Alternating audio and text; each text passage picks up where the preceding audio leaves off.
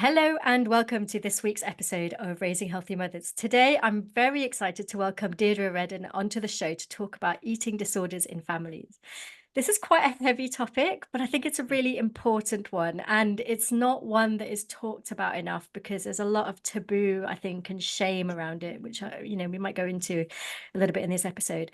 But just before we kind of get started, just to say with that in mind, if this feels like a difficult topic to listen to right now, if this kind of triggers something in you, then you might want to stop, come back to it at another time if that feels right to you. But if this feels like a tricky topic, then please do stop. But otherwise, welcome Deirdre onto the show.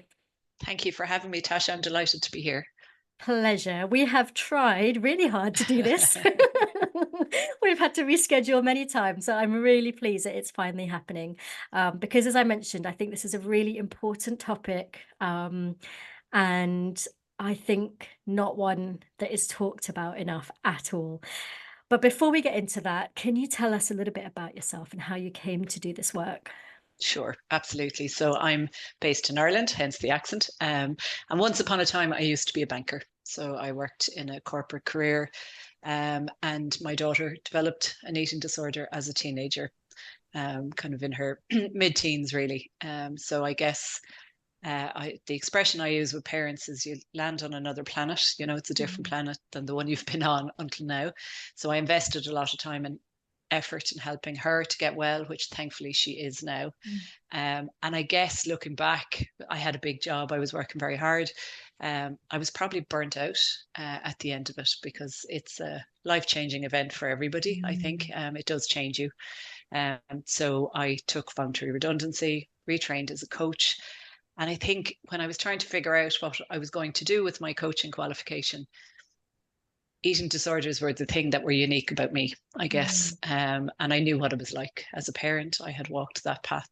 So I decided to work one to one with parents, kind of educating them and supporting them.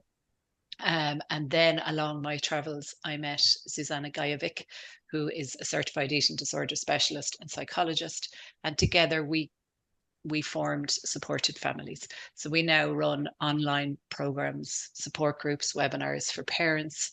We train professionals and we do some work with individuals who are struggling as well. So I've kind of gone full 360 away from corporate world Mm. into the eating disorder space. It's my passion, I think, and it's my purpose, I guess. Yeah, and how amazing to be able to turn what must have been a very difficult time of your life into something that is, I guess positive in the sense that you are now working to help others get past what that tricky time that you must remember really well Mm. was And I think like. now for parents, I embody hope because they can see that we have come out the other Mm, side. She's now in Australia for 2 years, and she's well. So they love hearing the story because exactly as you said, Tasha, it is such a stigmatized illness.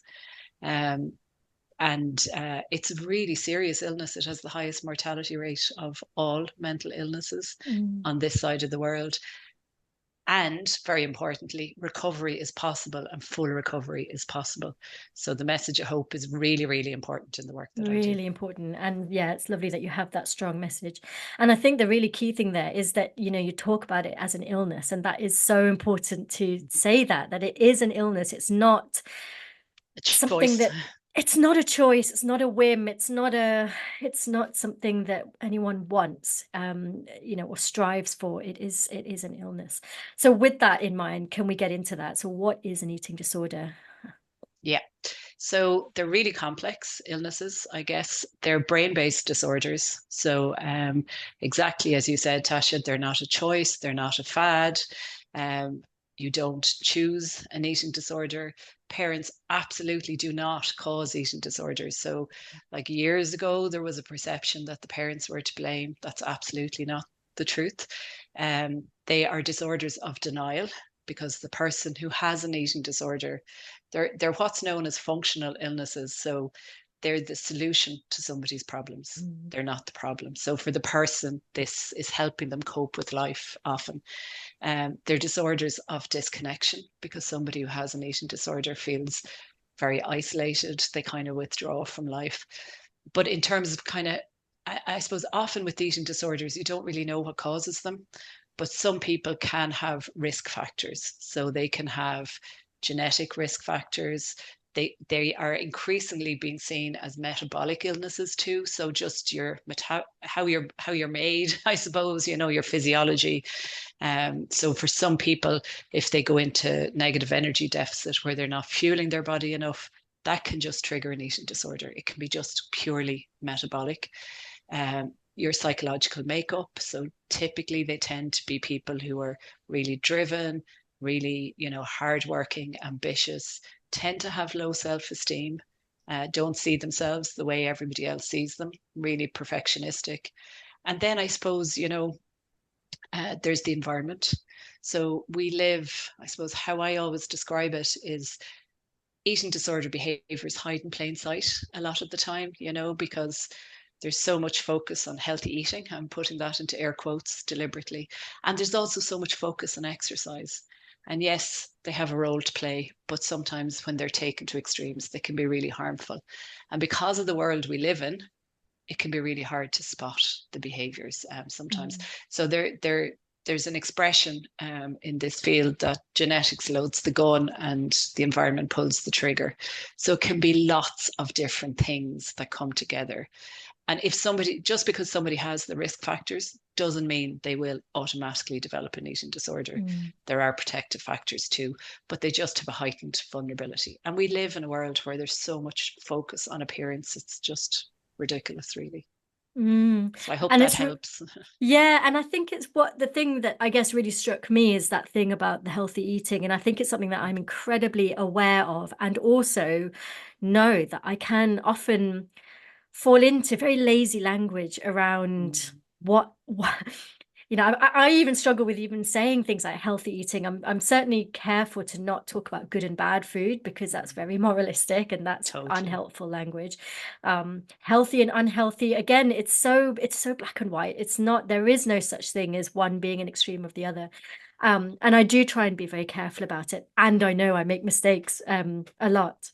Yeah. But it is actually something I'm quite fearful of inadvertently driving a world in the bigger picture, but also in my small world of inadvertently causing an issue or triggering an issue. Um, And and just it's to quite, that point, sorry, Tasha, just to yeah, that point, I know your podcast is directed at mums, so as mums and as dads, we have such an important role to role model yeah. for our children. It's so important. And ultimately, as I'm sure you know from your own work, children will do what we do, not do what we say. So they'll watch us and they'll copy us. So yeah, I give webinars and this or talks on this all the time. So as a culture, again, we place so much moral value on food, Mm, the good food, the bad food.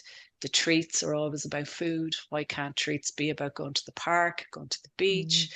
So and even how we speak about ourselves and our own bodies, it's so, so, so important. So if we can kind of catch ourselves a little bit, yeah. so, oh my God, I've eaten this now. I'm going to have to go to the gym, or I've been really bad today. And kids are listening to this all the time. And we're swimming in it. We don't realize we are. It's not our fault. I think that's really, really important to stress as well, because it's the world we live in. But if we can kind of, as you said, if we can kind of try and catch our language around this, it's so important.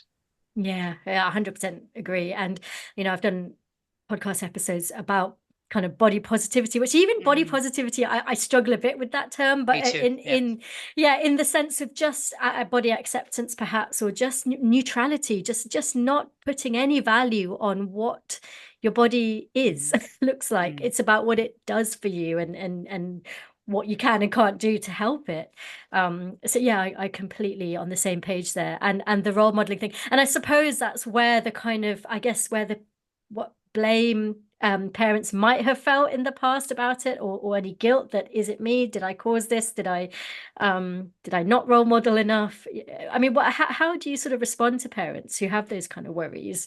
If because you said like it's not something that the parents cause, but equally, if role modeling is so important, how do we make sure that parents understand that they haven't necessarily been the cause of it? Education, to be honest. So, again, they are complex illnesses. So the more we can understand, we don't have to be an expert, Mm. but the more we understand how they arise, the more we understand how our language can be triggering.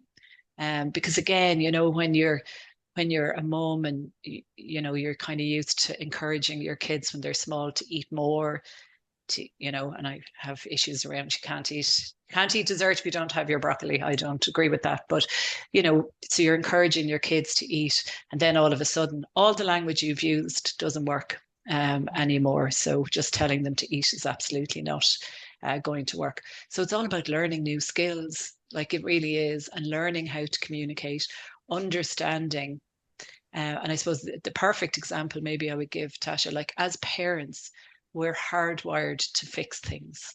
We want to make it all go away. If they fall over and cut their knees, we want to kiss them and make it better. And when somebody has disordered eating or an eating disorder, we can't fix this, but there is so much we can do to help support them. So an example I might give would be, if somebody has an eating disorder, they often have body image issues. So they will be seeking reassurance all the time. Do I look fat? Am I fat? And we can kind of shut that down and say, no, you're not. But we don't actually give them space or time to kind of talk about what's really going on, because Mhm. ultimately fat is not a feeling. So if you're saying you feel fat, you're feeling unhappy about something. So as parents, I think the more we can be curious and just create the space, try and validate their emotions or acknowledge what's going on for them. And it's really hard because we're Mm. problem solvers. That's how we've been built. Once you become a parent, you're hardwired to try and fix things. So even just learning those skills, learning to communicate better, using different language. And actually, what I would say about an awful lot of the work that I do, Tasha, it's about making us better parents. It's not that we're bad parents. It's not that we've caused this. But as parents, if this happens to our child, we feel we've failed. We feel like we've lost all confidence in our parenting skills. So helping parents kind of recognize that they do have a key role to play, that at the end of all of this, they can become better parents. I would say I did. Wasn't a bad parent to Mm. begin with, I don't think. But our relationship got better and we learned how to communicate better. So it's about developing kind of more, I think a lot of it is more general parenting tips almost, with the psychoeducation piece or the understanding of eating disorders Mm. too. And I think that's another glimmer of hope, I guess, and that this is a Mm. tricky time, but it gets like not only do they get better and you get better, but you get stronger, and actually your relationship is even better than it was. I think the thing that I really that really struck me actually with what you just said was about the language, because it seems so simple. I mean, again, it's almost like it's what we have learned and listened to as children, right? The grown-ups, the adults around us would have said things like, I'm fat, I feel fat, I mustn't eat before going on holiday or being on a holiday. You're like, oh well, I'm on holiday, and when I'll go back on the diet, and all of those kind of languages that we grew up hearing. And I really like that simple example that you just said, of instead of saying no, you're not fat, which completely boxes in that conversation and ends it, it's how can you express something that is more curious and open and invites discussion, rather than, I guess, validating that statement and not allowing them the space to open up more. Yeah, and I mean, obviously, fat is a descriptive term, the same way we're tall and we're small, and ultimately, people are seeking reassurance. And even if you say no, you're not, they're not going to believe it because of all that's going on. Like, it's a brain-based disorder, so their logical, rational way of thinking isn't there. Sometimes what can be helpful in terms of opening the conversation, I often encourage parents, is get a sheet of emojis, with all the different facial expressions. Put that in front of them and say, well, okay, fat isn't a feeling. Could you be this? Could you be that? Um, that can be helpful. It can be kind of a helpful prompt, really, to open up the conversation Mm. sometimes. Yeah, and that's just like, it's almost like a switch, isn't it? Of like going, it's not, that is, yeah, fat is not a feeling, is just such a No. succinct way of saying, of forcing you to think, oh, there's something more, it's something underlying, it's not this thing at the Mm-hmm. surface. What else is going on? Yeah, fascinating. So how does recovery from ED work? I mean, you said that your daughter's fully recovered and everything's fine for her, but how does that work? How does someone get over this?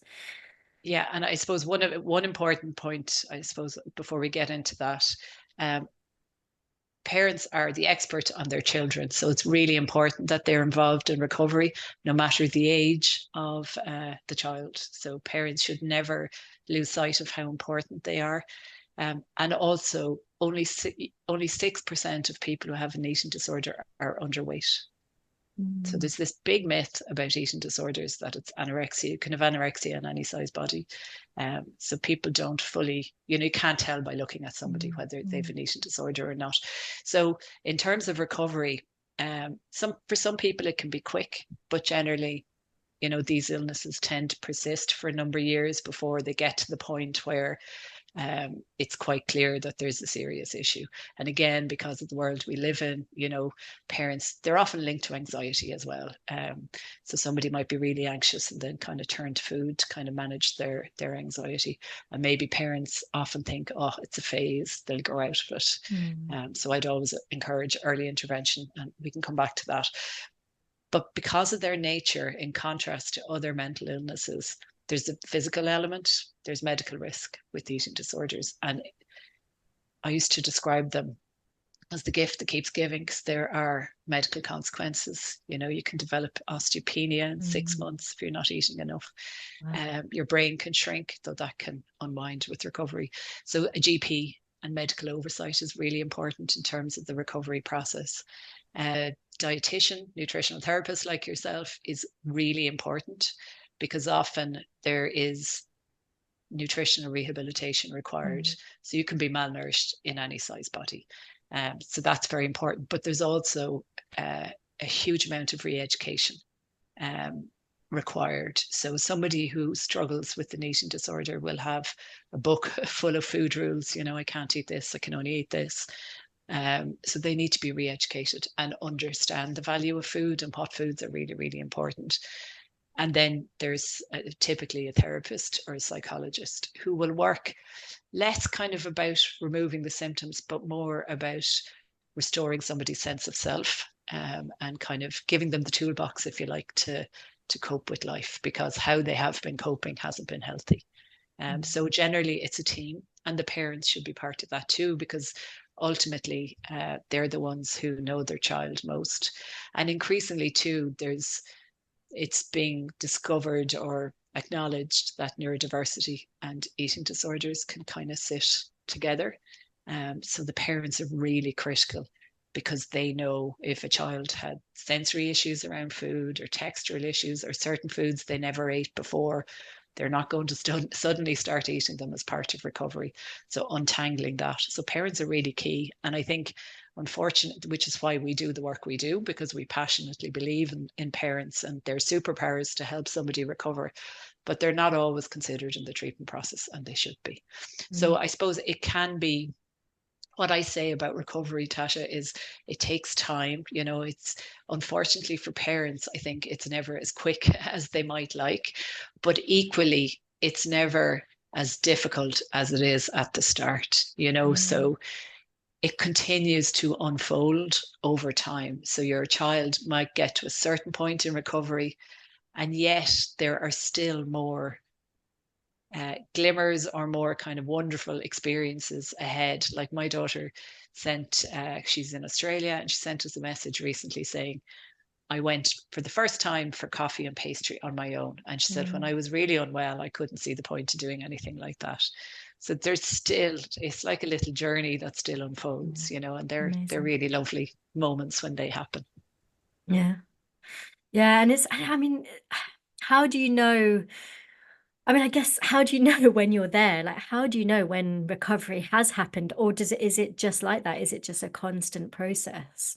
I think it is a constant process. Like so I always say to the parents I work with, like, write down the successes, have a Mm, little journal, because they're little moments.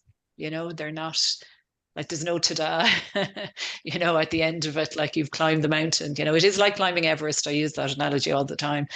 but it just continues to unfold. But there are big moments too, so I think going out for dinner in a restaurant and being able to do that and being able to eat as a family and have fun and not have anxiety or stress around, they're all kind of parts of the stages of recovery. Seeing happiness return to your loved one, like all of those, they're little things. I think there isn't. It unfolds over time, I suppose, is how I Mm. would describe it. Mm. And yeah, I guess the idea of journaling helps to remind you that there is always something positive happening, even if it feels very Absolutely. small. And you might look back on it in a year's time and realize how far things have And come. also, by its nature, it's not linear. Recovery is Mm. absolutely not linear. And there will be dips, and the dips teach us that things are not fully working. So they're learning Mm. experiences. But for the parents, being able to kind of read those back and know that actually there have been all of these positives, because yourself, our brains are wired to the negative. So we'll always think, oh my God, that's it now. They're relapsing fully and it's all over. Whereas if you can go back and read over some of the good things that have happened, you'll realize, well, actually, no, it's not so gloomy. Yeah, and that's true of most, I mean, all mental Yes. health illnesses, isn't it? Is that there are those kind of ups and downs, and it's hard to notice that things have improved when it's still this roller coaster, Mm, even if it is going up. I think just kind of going back to what you said a little earlier about the importance of having this multidisciplinary kind of approach mm, to it is really key. And I mean, I'm a nutritional therapist, but I'm not trained in eating disorders, and it's one of those. It's the only, I think, illness that you have to have special training mm, for to be to take on a client like that. And one of the reasons why eating disorders has become so like in my awareness, I suppose, is that I have had a couple of clients come to me and didn't mention anything until we got into the actual food diary and the thinking around food. mm, It's not just about what they're like, I'd look at their food diary and think this is actually looks fine, maybe not much, but looks fine, because mums, so sometimes it's hard for them to even remember to eat. But it was more often in the language that they would use around food that was mm. like, this is out of my comfort zone. But you sort of mentioned in passing about eating disorders and disordered eating. What is the distinction between the two? So how I characterize it, Tasha, is it's kind of like there's a spectrum of eating behaviors, if you like. So on the far left side, there's kind of so-called normal eating. I'm not sure there's any such thing really as normal Mhm, eating, but it's where you eat when you're hungry, you stop when you're full, you can eat as part of a social occasion, celebration. You exercise because you enjoy it and you feel it does something for you. And then once you sort of move into the disordered space, there's just a little bit more about I mm, should. mm, So dieting really is disordered eating, somebody who feels they have to go to the gym. Maybe they're binging, so they're a little bit, excuse me, a little bit more out of control with their food, or they're going through long periods of restricting. So food, I suppose, maybe, and then when I'll come back to that, but then when you kind of move further over, it's much more compulsive. You're exercising when you're injured, you're canceling social mm, occasions because you haven't gone to the gym. Um, and the same with, I can only eat X, I can only eat at certain times, not comfortable eating with other people. And maybe another, so that's kind of the spectrum, really. So it can be a fine line between disordered eating and eating disorders. And maybe the thing they have in common, I suspect, is that people would spend a lot of time thinking about food. mm, Like somebody, and you're right, eating disorders are about food and they're not about food. Absolutely not. But somebody with an eating disorder might spend 80 or 90% of their time thinking about food, which is shocking, which leaves very mm, little time for kind of normal thoughts. And somebody in the disordered eating space is still spending a lot of time thinking about food, planning of course we all have to plan food, realistically. I'm not saying we don't, but just thinking a lot about food and exercise. So for me, it's less about a formal diagnosis. It's more about when it's impacting somebody's quality of mm, life. mhm, mhm. Um, that's when they need help. So you don't have to have a formal diagnosis to get help. And I think that's really, really important. And, like I think 33% of people will have disordered eating at some point in their lives. And sometimes that can be due to stress, bereavement, exams. But for most people, it kind of remedies itself. But for people who are spending a lot of time in that kind of zone where, it's just taking over their lives, they deserve support as well. And when I did my eating disorder training, the lady who was training us said, no matter what you do, if you're a coach, counselor, therapist, you should always ask even not in this space, you should always ask your clients, what do they eat every day? Because you'll get so many insights, once you ask those questions. But yes, absolutely, Tasha, it's about the feelings that are going on, the triggers, all that kind of thing. Yeah. Mm. And it is really interesting, I guess, kind of coming back to my work is I again, I'm very wary about fueling this kind of obsession and fixation on food. And I swing between, well, I need to know what people are eating because that's what I'm helping people to sort of work on. But I also don't want them to obsessively track and count. And I Totally. like, this is just, I mean, apart from anything else, it's just so boring. It's just not real Mm-hmm. life, is it? I don't want you to be weighing everything every No, 3 seconds. no. Um, And I suppose it's asking them to, it's again, when, like, it is all about connection. So building up a connection with people you're working with and what works for them, because it can become obsessive and compulsive, recording everything, and that's not always helpful. mm, Absolutely. But mm. then the other side of it is doing the job you do. If you don't know what they're eating, how can you help them improve that and improve Yeah. how they feel? And Because and food and also mood.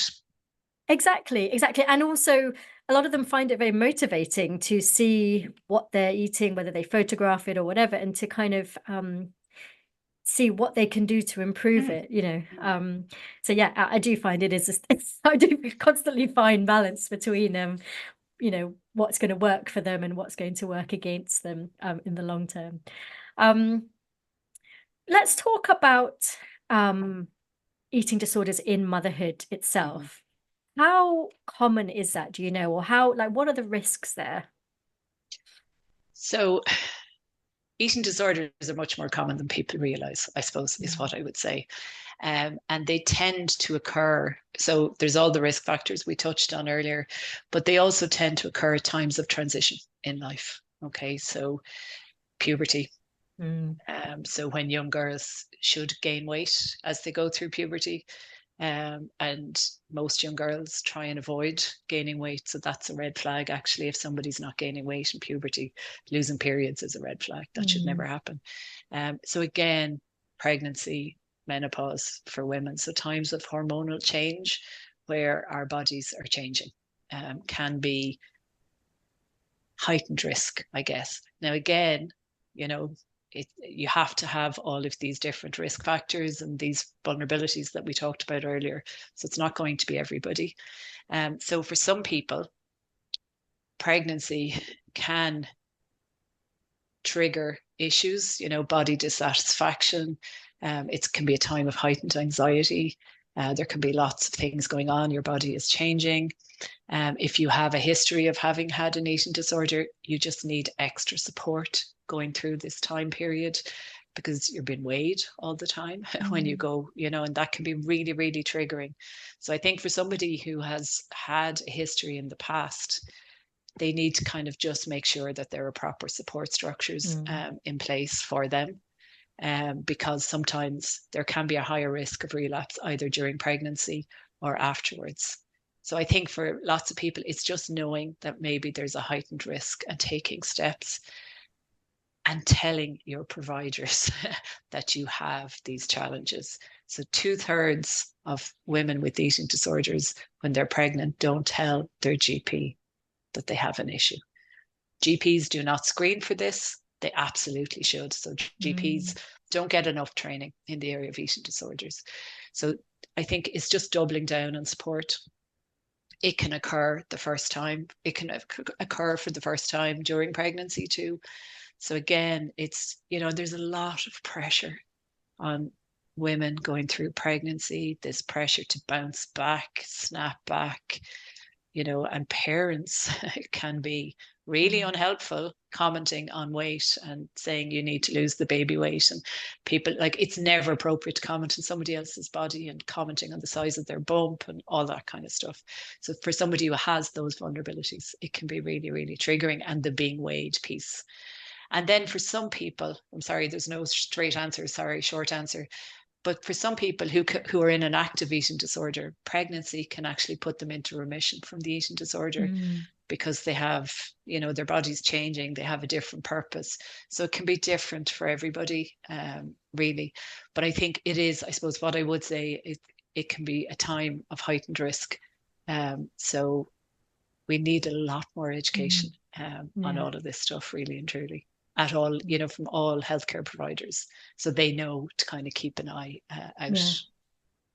And there's so much judgment as well that if you are a certain body size and body shape, you are risking harming your baby. And that's so Totally. that, because as a pregnant woman, all you want is to make sure that your baby is safe and healthy. And that I can completely see why that would be so triggering. Yeah. Yeah, exactly. And weight stigma. And again, as I said earlier, and it was Weight Stigma Awareness Week last week, but only Mm. 6% of people with an eating disorder, or sorry, yeah, are underweight. So there are Mm. plenty of people walking around who look perfectly normal or in larger bodies. So they're not being captured. And there's so many comments passed, Mm. about, oh, you're eating too much, you're gaining too much weight, you're not gaining enough weight. And there is, as you know, like, there's a higher risk of anxiety and depression Mm. because of all the psychological changes as well as the physical changes, the fear.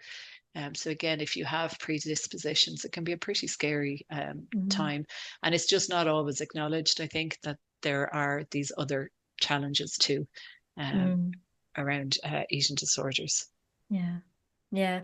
And you mentioned earlier about early intervention. Like what would be the kind of signs or signals to Mm. look out for that, someone should keep an eye out for in their Yeah, loved so ones? some of what I talked about in terms of the spectrum of behaviors. So, like, somebody who um, is, canceling social occasions because they Mm. have to go to the gym. And again, like, we live in a world where exercise is praised, it's a good thing. And I think wellness culture can be quite damaging as well around all of this.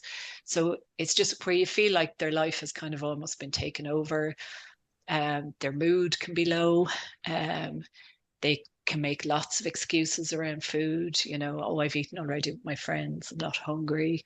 Um, Food can go missing. If you're a parent, you might notice that their favorite foods, all of a sudden, they're disgusting, and there's too many calories in this, and I really want low fat foods. They kind of start withdrawing a little bit maybe from their friends. They don't want to go places where food is, like going to the cinema where there's popcorn, or going out for something to eat. You might notice food go missing. You might find loads of food wrappers in their bedroom, in their school bags. I think there's a lady in the UK who does this kind of work, and she always says, "Trust your gut. If you're a parent and you think your child has an eating disorder, they do." Mm. So if there's anything around food, if you notice their behavior has changed, their behavior with exercise, because exercise can often be the first symptom to appear in an eating disorder, their mood, there's low mood, any of that, I suppose what I always say is go to your GP. So what if it's a phase? What have you lost? Mm. Like, you're not going to plant a seed, you're not going to encourage them to develop an eating disorder for all the reasons we talked about earlier, but it's worth getting it checked out, and making sure that you advocate for your child with the GP. So writing out all of your concerns, because again, GPs don't always have enough training and they may dismiss your concerns. So really important, if you're worried, that you get it checked out. And there's plenty of eating disorder charity websites or eating disorder association websites where you can go online. Don't wait and see, I think, is the most important thing Mm. I would say. Don't think that, oh, once the exams are over, it'll all be fine. Get it checked. Mm. Presumably, though, it can be quite hard to get your child to buy into that, to accept that they need to get checked out. I mean, how do you manage that? Obviously, once they hit a certain age, they are not gonna do things willingly so easily. So sometimes it can be just, again, there's a great expression, say what you see. So tell them what you've noticed. Mm, Don't say you're not eating, you're gone too thin, use I words rather than you words. So I've noticed that you seem to be exercising a lot, you seem to be really unhappy. I think what can be helpful in terms of the GP piece, like it's kind of good um, it's a good health behavior to have a checkup once a year. So, we should all be doing that yeah. anyway. And as we get older, the more important that is. So, encouraging them just to go for a GP checkup. And I suppose the most important thing, back to the point I made at the start about them being disorders of denial, don't give up. They're not Mm, necessarily going to say, oh, yeah, you're right. I agree with you. I need to do something about this. Keep planting the seed. Keep telling them you're concerned. Keep telling them that there's help out there, and that, that they can recover and have a better life than they're having now. So just um, slowly, I suppose, keeping, keep on planting the seeds. But mm. yes, it can be difficult. Absolutely. Yeah, yeah, amazing. Well, thank you so much. I feel like we've really covered quite a lot in terms of like the sort of real thinking behind it. I think that is not something that I've been particularly aware of. Luckily for me, I've not had that much in my life, or in my family, but I think it's really helpful to hear it from your point of view. And also, I feel like talking to you is actually just incredibly reassuring. Like, it's like, obviously we talked about the hope at the start, but just knowing that it is possible Hmm. to find help, because it can feel so helpless, I'm sure. Isolating, yeah, because Mm, it's so isolating, and often um we don't, we try and preserve our child's privacy, so we don't talk about it. And there is an expression that it's like a bomb going off in a family, like it's a crisis. It affects everybody. mm, Everybody needs support, and that's really, really important. And because they're so stigmatized as mm, illnesses, people aren't comfortable really to talk yeah. about them. So yeah, the hope Yeah. is Yeah, so and important. which is why, you talk about supported families. That's the name of your what you do, and I think that really, I guess, brings us back to how important it is for everyone to get that support. So can you tell listeners how they can find you if they want to learn more and get some help? Sure. So our website is supportedfamilies.ie, and we're on Instagram, supported_families. I think. Yeah. Lovely. Thank you so much. I really appreciate your time coming on to talk about this. Thank you. I've really enjoyed it. Thanks for having me, Tasha. Take care. Bye bye.